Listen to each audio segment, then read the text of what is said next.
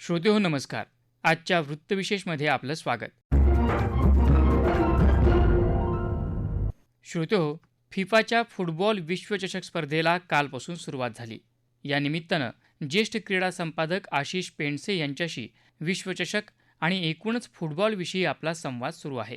Messi, Ronaldo यांचं भवितव्य, भविष्यातील स्टार कोण असतील याचा अंदाज, वर्ल्ड कप जेतेपदाची संधी कुणाला असेल याचं भाकीत, अशा मुद्द्यांवर आपण आजच्या भागात चर्चा करणार आहोत. फुटबॉलच्या प्रेमाचा विषय निघालाय सर. जागतिक फुटबॉल म्हटलं, युरो, कोपा, अगदी कुठलीही स्पर्धा म्हटली ना, हे दोन माणसं आहेत जी सध्या एकामध्ये खेळत, कुठल्या स्पर्धेत खेळत असतील, कुठल्यामध्ये नाही खेळत असतील. ते दोन मॉडर्न ग्रेट म्हणजे लिओनेल मेसी आणि क्रिस्टियानो रोनाल्डो. अनेक पिढ्या त्यांना बघून घडल्या आहेत, घडत आहेत आणि घडतील.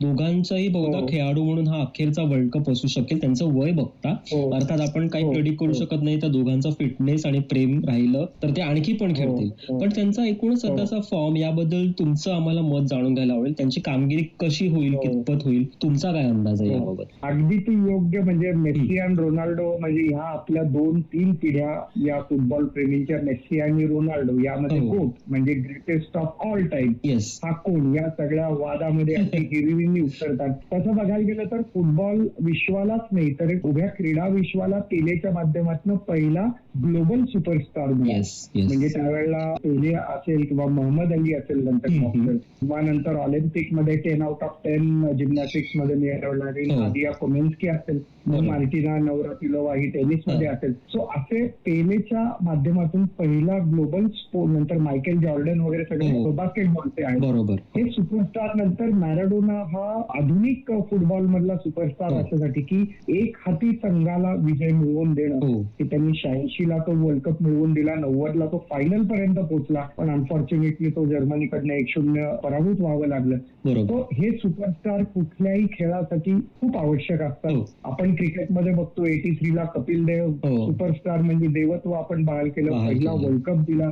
Sunil Gavaskar little master 10,000 run बनवणारा पहिला तो मानव ठरला क्रिकेटमधला. नंतर आपण मास्टर ब्लास्टर सचिन बघितला, नंतर आता विराट, रोहित हे सगळे बघितले, आणि आता आपला 15 वर्षाचा सूर्यवंशी आहे, वैभव आहे. तो हे सुपरस्टार कुठल्याही खेळासाठी आवश्यक असतात. आणि राईटली साईड फुटबॉलसाठी रोनाल्डो आणि मेस्सी साठी ग्रेटेस्ट सुपरस्टार फॉर सध्याचे जे 2-3 दशक आहेत. मेस्सीची स्वप्नपूर्ती झाली आहे. मी स्वतः मेस्सी फॅन आहे, त्यामुळे कतारमध्ये मी ते अनुभवलं, माझी स्वप्नपूर्ती झाली. मेस्सीनी फायनली वर्ल्ड कप जिंकला. पण मेसी रोनाल्डो वादामध्ये माझं सूत्र #रिस्पेक्ट असं आहे की दोघेही खेळाडू आपले प्रत्येकाचे फेवरेट असतातच, पण दोघेही खेळाडूंविषयी अतीव आदर आणि अतीव सन्मानाची भावना असली पाहिजे. कारण जसा मेसीला लिलया कौशल्य आहे, त्याच्यामध्ये ड्रिबलिंग कौशल्य, आणि तो म्हणजे सगळ्यांना कळत असतो की तो अशी फ्री किक मारणारे किंवा असे ड्रिबल करून जाणारे पण कोणी अडवू नाही शकत.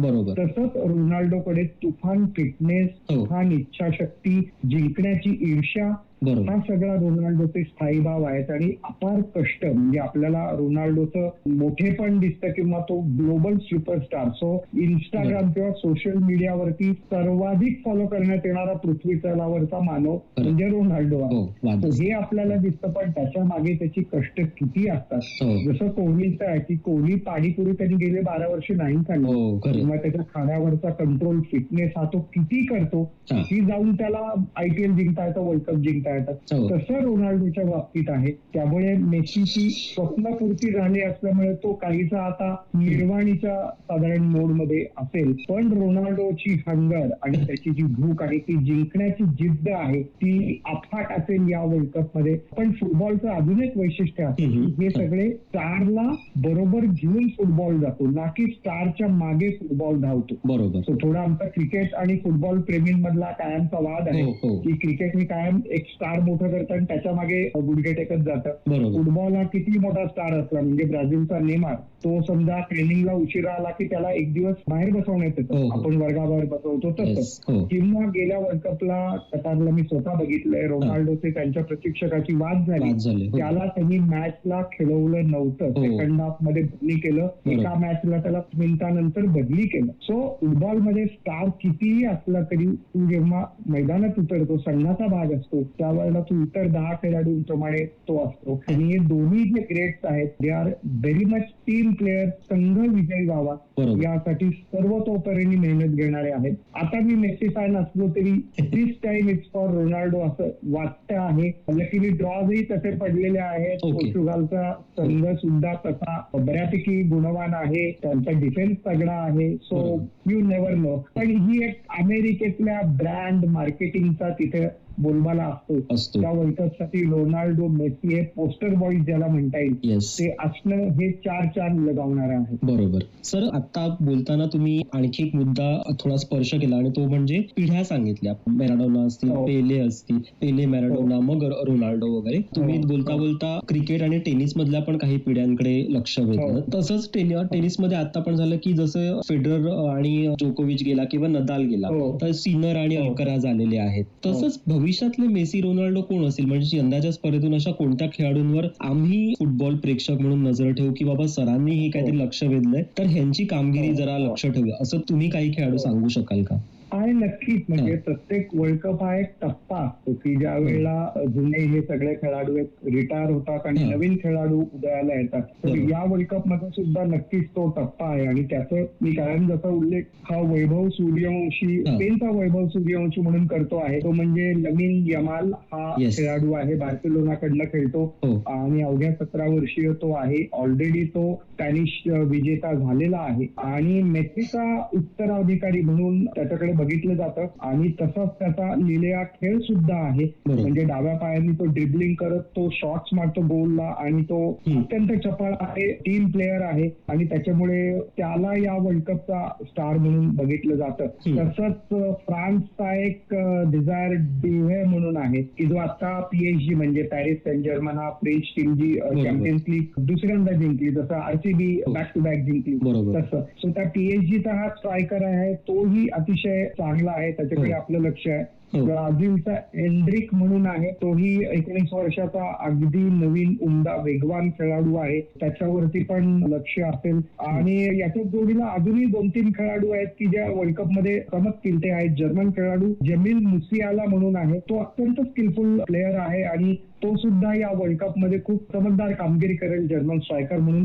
तसंच जर्मनचा विट्स म्हणून आहे, फ्लोरियन विट्स, हा 23 वर्षाचा आहे. थोडा वयाने जरी मोठा असला तरी सुद्धा त्याचं सुद्धा कौशल्यपूर्ण खेळ, त्याचं पासिंग हे बघावं असं आहे. त्याच्यामुळे हे काही नवीन खेळाडू आहेत की ज्यांची छाप या वर्ल्ड कप वरती पडेल असं मानलं जाते किंवा अशी चिन्ह आहेत. पण याच्याच जोडीला किलियन एम्बापे जो फ्रान्सचा अटॅकिंग प्लेअर आहे, जोरदार तो धाव घेतो, जोरदार पटके मारतो आणि तो आता फक्त एक 25-26 वर्षाचा आहे रे. म्हणजे तो 2018 साली रशियामध्ये फ्रान्स वर्ल्ड कप जिंकले त्यावेळेला तो पेले सारखाच 18 वर्षाचा होता. 4 वर्षानंतर म्हणजे 2022ला ते फायनलला पोहोचले. सो म्हणजे गेली 2 वर्ल्ड कप तो फायनल पर्यंत पोहोचतो आहे आणि या वर्ल्ड कपला तोही म्हणजे 24-25 वर्षाचा आहे. म्हणजे तो फार काही बुजुर्ग आहे अशातला भाग नाही, पण म्हणजे he at the peak of his career, त्यामुळे तोही या वर्ल्ड कपचा स्टार होण्याची त्याच्याकडे क्षमता आहे. एरिन हलांड हा मँचेस्टर सिटी कडनं खेळतो, क्लब कडनं, पण तो नॉर्वेचा खेळाडू आहे. तोही अर्धांड आहे, 6 फूट 6.5 फूट आहे, त्यामुळे तो मोठा वाटतो.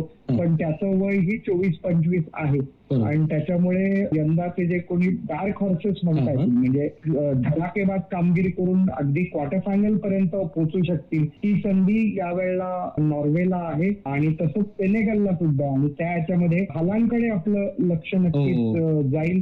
त्यांनी इंग्लिश प्रीमियर लीग मध्ये आता टॉप स्कोरर होण्याचा बहुमान देखील मिळवलेला मँचेस्टर सिटी कडनं खेळताना. सेनेगलचा मी उल्लेख केला, सेनेगलचा 18 वर्ष म्हणजे सेनेगलचा मेसी म्हणून ज्याला म्हणतात की इब्राहिम एम्बाया म्हणून आहे, त्याचा सुद्धा खेळ, त्याचा वेग हा अतिशय तो प्रभावी फॉरवर्ड आहे. तो हे सगळे खेळाडू या वर्ल्ड कपचे उदयोन्मुख स्टार हे ठरू शकतात. सर, मगाशी आपण बोलताना चर्चांमध्ये तुम्ही एक सुरेख उल्लेख केला की फुटबॉलमध्ये स्टार असतात पण ते संघांना घेऊन पुढे चालतात किंवा एकजूट होऊन दिसतात. आता आपण जसं भविष्यातले डार्क हॉर्स बद्दल म्हणत होतो तसंच या यंदाच्या स्पर्धेतला कोणता संघ फेवरेट आहे किंवा अंडरडॉग कोण आहे? कोण एखादा संघ असा येईल की जो मागून येईल आणि जोरका झटका धीरेसे देऊन जाईल? अशा काही संघांकडे तुम्ही लक्ष वेधा आमचं. मी म्हणलं तसं नॉर्वे तर आहेच, म्हणजे हॉलंड आहे, अजून 2-3 युरोपमध्ये खेळणारे चांगले त्याचे सहकारी आहेत. फुटबॉल हा जरी सांघिक खेळ असला तरी सुद्धा एक तुझ्या टीम मध्ये जर स्टार खेळाडू असेल असेल ना, तर तुझा लाईनअप आणि त्या किक ऑफ साठी तू उभं राहताना प्रतिस्पर्ध्यावरती एक मानसिक दबाव यायला खूप एक त्याची मदत होते. त्याच्यामुळे तशा अर्थाने हे स्टार खेळाडू त्या संघाला पुढे नेतात. सेनेगलला खूप चांगली आणि याच्यामध्ये दोन गोष्टी आहेत. तर तुझा संघ किती क्षमता आहे आणि ड्रॉ तुला कसा मिळतो आणि त्यानुसार तू पुढे मार्गक्रमण कसा करू शकतो बाद फेरी आणि त्यानंतर, या दोन्ही गोष्टी महत्वाच्या पाहायला लागतील. सो सेनेगल आणि नॉर्वे या दोन संघांना तू म्हणला तसं धडक मारून डार्क हॉर्स किंवा जायंट किलर बनण्याची त्यांच्यामध्ये क्षमता आहे. आशियातले म्हणले तर जपान आणि कोरिया हे संघांवरतीच आपलं आव्हान आहे. सौदी अरेबिया गेल्या वर्ल्ड कप मध्ये त्यांनी सलामीच्या सामन्यात मेक्सिकोच्या अर्जेंटिनाला पराभूत केलं होतं. 2034चा वर्ल्ड कप सौदी अरेबियामध्ये होणार आहे, त्याच्यामुळे त्यांनी संघ बांधणी खूप चांगली केलेली आहे. पण Japan Korea they are the proven veterans of Asian football आणि त्यांचे सुद्धा सगळे खेळाडू युरोपमध्ये कमालीचे यशस्वी होत आहेत. त्यांच्यावरती लक्ष असेल. पण मी सगळ्यांना सांगेन की बोस्निया आणि हर्जेगोविनिया हा जो संघ आहे त्यांनी इटलीला प्ले ऑफ मध्ये पराभूत करून जो स्पर्धेत आलेला आहे त्याच्यावरती कदाचित माझं लक्ष असेल. कारण मी म्हणलं तसं इटलीला पराभूत करून स्पर्धेत येणं ही सोपी गोष्ट नाहीये. त्यामुळे त्यांच्याकडे तो एक फिटनेस आहे, त्यांच्याकडे एक मेंटल स्ट्रेंथ आहे. इटली सारख्या डिफेन्सने मजबूत असलेल्या संघाला पराभूत करून यायची. आणि त्यांचा ग्रुप सुद्धा तुलनेने कमकुवत आहे. म्हणजे कॅनडा आहे, बोस्निया, कतार आणि स्वित्झर्लंड. सो त्याच्यामध्ये ते कदाचित पुढे वरती येऊन काही चमत्कार घडवू शकतील असं वाटतंय. पण बाकी सध्या तरी या सगळ्या मुख्य आपले ज्याला स्टार अट्रॅक्शन म्हणतो त्या सगळ्या संघांचा बोलबाला राहील अशी चिन्ह आहे. बरोबर सर, तुम्ही आत्ताच बोलताना खूप चांगल्या खेळातल्या एक काही गोष्टींकडे लक्ष वेधलं. डिफेन्स असेल, मग अशी तुम्ही ड्रिबलिंग बद्दल म्हणत होतात, आक्रमण असेल. पण पूर्वी स्पेनचं नाव ऐकलं तर मी ज्या पिढीतला आहे त्या इकर कॅसिलास असेल तेव्हा तो टिकी टाका त्यांची एक शैली होती स्पेनची, ती फेमस होती. सध्या अशा कुठल्या शैली आहेत संघांची म्हणजे आम्हाला तुमच्याकडून ऐकायला आवडेल आणि ते आम्ही नक्कीच ऑब्झर्व करू स्पर्धेदरम्यान? कसं आहे आपल्याकडे म्हणजे शास्त्रीय संगीतात जशी घराणी असतात ना, तशी फुटबॉलमध्ये सुद्धा ही घराणी असं म्हणता येईल त्याला. ती असं डोकावताना याची सुरुवात झाली ती जोगा बोनिटो म्हणून ब्राझीलचा जो संघ आहे त्याचा हा म्हणजे एखादा नर्तक जणू एखादा नृत्य करतोय अशा पद्धतीचं ते चेंडू बरोबर एखादा डान्सच करतात. आणि असे लिहिले ते चेंडू कधी पास करतात, कधी तू बायसिकल किक पेलेची जी फेमस डोक्यावरती पायाने उलटी किक मारतात, टाचेने बॉल मारतात. हे चेंडूची जादू करणं चेंडू बरोबर हे ब्राझीलचं आहे जोगा बोनिटो. आणि त्याचं हा पोर्तुगीज शब्द आहे आणि त्याचा अर्थ म्हणजे खेळाचा आनंद लुटा. ब्राझील हे खेळाचा आनंद लुटण्याच्या नादामध्ये अनेकदा ते काय सांगतात, त्यामुळे ते थोडं आता त्यांच्यामध्ये आता व्यावसायिकपणा आलाय. त्यांनी या जोगा बोनिटोला जरा व्यावसायिक फुटबॉलची जोड दिलेली आहे. आणि ब्राझीलची जी परंपरा आहे म्हणजे सौदीला ब्राझील ऑफ एशिया म्हणतात, इतका तो एक प्लेयर असलेला आणि एक लयबद्ध खेळ म्हणतात. तसाच दुसऱ्या टोकाचा खेळ म्हणजे टोटल फुटबॉल की जो हॉलंड आणि जर्मनी सारखे संघ खेळतात.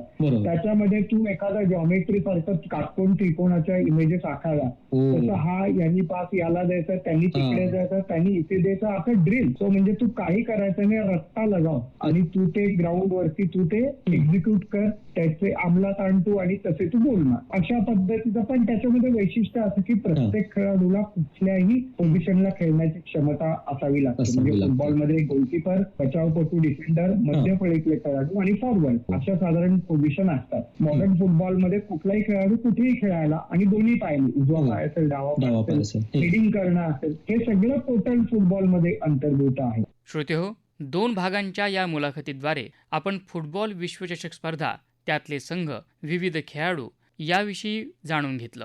श्रोतेहो, आपला वृत्तविशेष हा कार्यक्रम आपण न्यूज ऑन AIR या ॲपवरही लाईव्ह ऐकू शकता. यासोबतच आमच्या मुंबई एअर न्यूज या यूट्यूब वाहिनीवर कार्यक्रमाचं ध्वनिमुद्रण आपल्याला कधीही ऐकता येईल. याबरोबरच आजचा वृत्तविशेष हा कार्यक्रम संपला. हा कार्यक्रम आकाशवाणी मुंबईच्या प्रादेशिक वृत्त विभागानं सादर केला. सादरकर्ते आणि संपादन जीवन भावसार, निर्मिती सहाय्य सुशीला वेंगुर्लेकर, लेखन आणि समन्वय विनायक राणे आणि निवेदन कौस्तुभ पटाईत.